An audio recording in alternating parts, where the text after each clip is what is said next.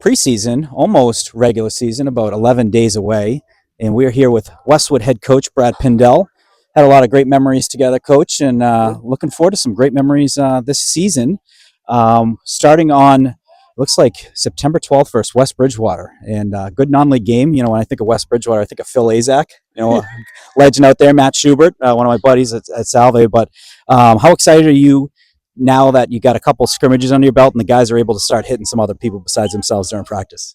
Oh, I'm really excited. I mean, this is the best time of the year, right? Anything is possible. Sky's the limit, and they're working hard, and you can see it paying off day by day. And they're excited to get into the regular season. So am I, to get into that routine, and the game planning and all that kind of stuff. So I'm really excited about this season. You had scrimmage the other night versus Duxbury, and Duxbury a perennial top team in the league. Top team in the division. They look good. Westwood looked good. It was a low scoring matchup. I think it was 7-7. What'd you like that you saw out of the guys in that game?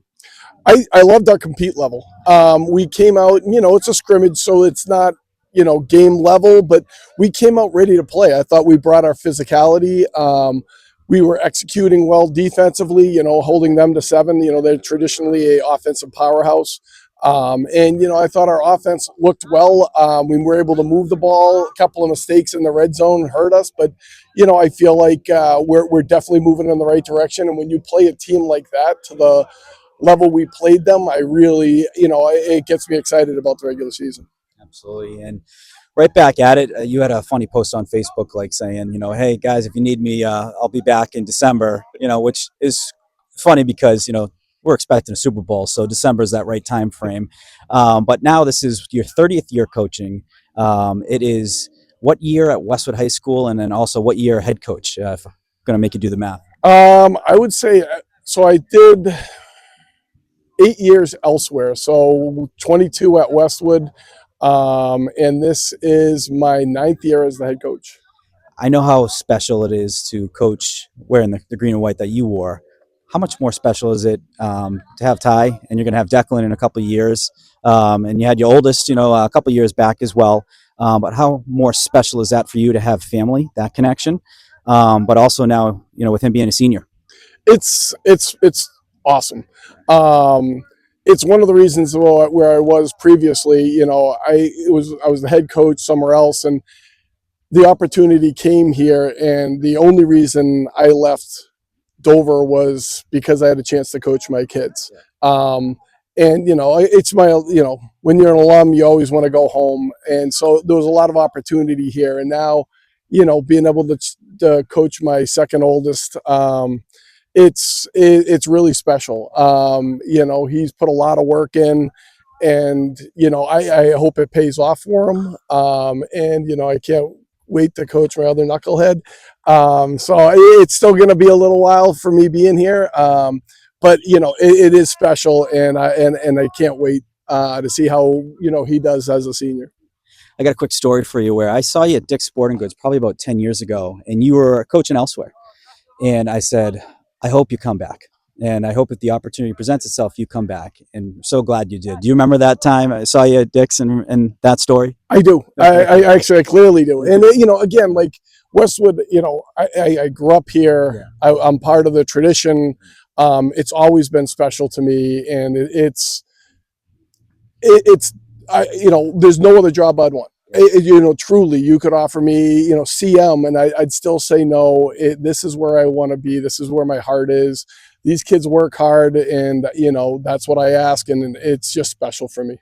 Yeah, UCLA could call and say, "Hey, we'll give you a house by the beach." You're staying here in the O2O, and I know.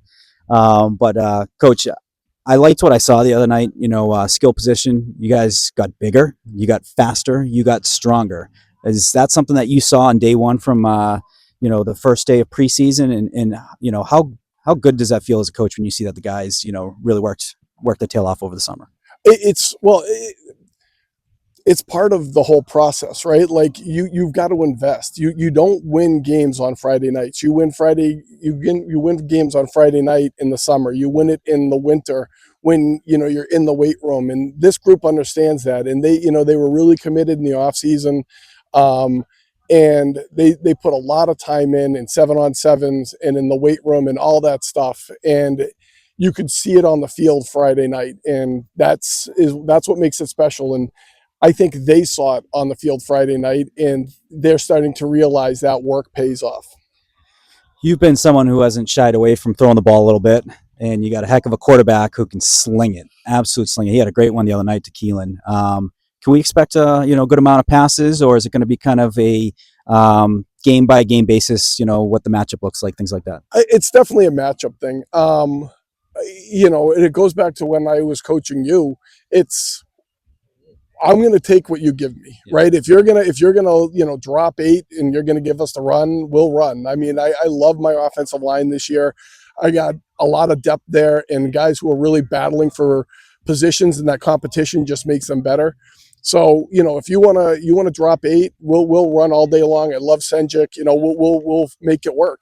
If you want to stop our run, fine. We'll put it in the air. If you want to play deep, we'll throw it short. Like we're going to take what you give us, and we're going to execute, and we're going to score points. And TVL team should take notice of that Dedham game last year. They want to send the house. That screen pass is ready for the right moment for a nice 80-yard gain, and then go down the field and win on a walk-off. Coach, what are you looking forward to the most this season? I know there's a lot of things that you consider, but if you had to pick a few, what might be some of them? I mean, obviously on a personal level, just how Ty does. The amount of work he put in, and anytime as a dad you want to watch your kids on the field, and as limited as that is when I coach, that is certainly one of the things, and I think he's going to have a great year, and the team is working hard around him. I'm really interested to see how my skilled players develop. I got a lot of new guys out on the field. I think there's a tremendous amount of potential there that can be every bit as good as what we had out there last year, but they're not nearly as experienced as last year's group. So I'm interested to see how they develop and how quickly they develop, and, where their ceiling is. I don't know, last year I felt like, as good as we were, I don't know if we really hit our ceiling. And, this year I really want to push that part of it. I really want to see like our run game this year. Cause last year we struggled a little bit up front in that run game, and I don't feel like that's going to be an issue for us this year. So it's, all that. And defensively, I mean, I was thoroughly impressed with our defense Friday night. And, if that hunger and that aggression continues into the season, I'm really excited to see what we can do defensively. I mean, it's sort of, I make the joke all the time, and I don't know if you remember, but like the first day of hitting is always, I call it Christmas, because you get to actually see who can play football. Yeah. Like I can't wait for our first game, because I really want to see how we can do against another opponent in a real game. Love seeing it from the seniors on down to the underclassmen. You could hear the pads clapping versus Duxbury, and when you hear that, these guys are going to be set up well on defense, because you got to be physical. We've talked about it. A lot of these games are won at the line of scrimmage, and you had guys going up, filling in the backfield, and saw that open and knew what they were doing. That's a big thing too, is when they know exactly what they need to do right off the snap. So really, really cool stuff. You got another scrimmage before West Bridgewater. Who are you playing, and when is that? We play Wednesday at 6:00 against Newton South. Okay. So, a couple of days gives, we'll be able to, clean up some stuff, put some new stuff in, and, get ready for another opponent on Wednesday, and then, get ready for West Bridgewater. Then it's all in on game week. And then what can we expect from that scrimmage? Are you going to play a bunch of the starters, or have they kind of shown you what, you need to see? What's going to be that combination? Well, I think there's still a lot of, positional battles going on. So, and honestly, it happens all the way through the season. So kids start to earn spots here on the practice field, and they earn playing time. So we're going to get some new kids out there to kind of see what we have for depth pieces, but our starters will be out there for a while.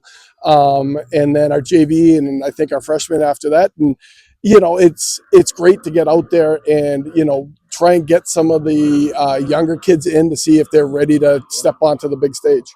I mean, we saw it in Duxbury, some of those big plays, and those plays are those kids' way of saying, you need to take a look at me, and they earned it, so it's another opportunity this week in the scrimmage. But Coach, thank you as always. It's like picking up where the conversation left off, and, looking forward to the season, and looking forward to West Bridgewater, setting that tone early, and, covering the season with Tom Lydon. I know you guys are going to be starting that right up soon, the interviews. So thanks as always for the time, and best of luck this year. Thank you, and looking forward to it, and thank you for doing this. Really appreciate it. Absolutely.